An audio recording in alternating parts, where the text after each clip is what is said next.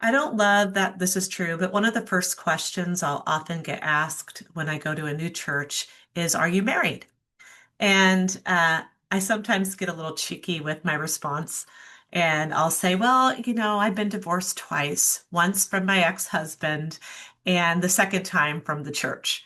And there'll be kind of a stunned silence, and then kind of some polite laughter, awkward laughter. And I'll say, no, I'm just kidding. I'll just say, divorced people, sometimes struggle a little bit in the church. And it's absolutely true. Sometimes we feel a little bit like second class citizens. And if that's the case, I think that's something we want to break down a little bit and explore why that's the reason. We've all sinned and fallen short of the glory of God. So why does divorce feel like a special stamp of failure? And it's definitely something many people have felt and experienced. So all I can say is divorce itself is a sort of trauma. You've been married to someone in many cases, years upon years you were married, and that person knows you and promised to love you and promised to be with you forever. And then something happens where that changes and they decide, yeah, I changed my mind. I don't want to be married to you after all. And so there's such a sense of rejection around it because this person knew you well and decided to get out.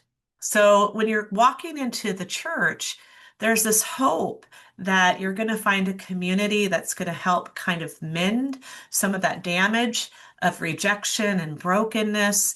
And then instead of finding that love and embracing of your true self. Instead, a lot of people are nervous around you.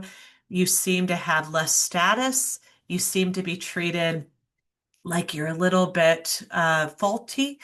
And I think that can really cause some damage because you're looking at people who are already wounded, and that's their very wound.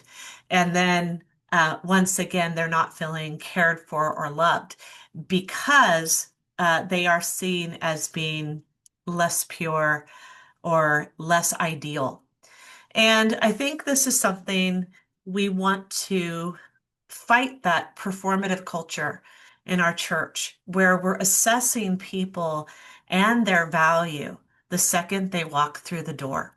And I don't think this is just about divorce. It's really a problem with all churches that are often looking for people who can build up the church structure in some way. Let's put those people to work. Oh, you have a talent in communications. Oh, you have a talent in computers. Oh, you have a lot of money. You're really good looking. You have a great voice.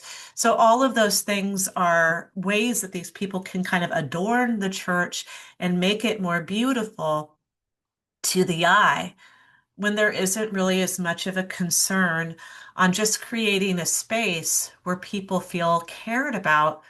And that's actually more important. And the other stuff really should just be sort of a natural, organic growth out of the love and care. But a lot of churches, I don't think, are feeding the sheep. They're feeding the image. And so that's dangerous. So you might be asking, well, how can I tell if my church is leaning more performative or is it really about care and love for people? The truth is, we're human. There might be both going on at the same time. But I think one of the big tests is just how eager is that church in trying to get you to work? How eager are they to get you to work? Do they want you to serve in this way and that way and that way? Or are they willing to kind of give you some space to just to be loved, to get to know people, to sense and experience community? And do they show interest in you? Do they see you? Or are you invisible? And I think that's really a pretty good gauge on what you're looking at.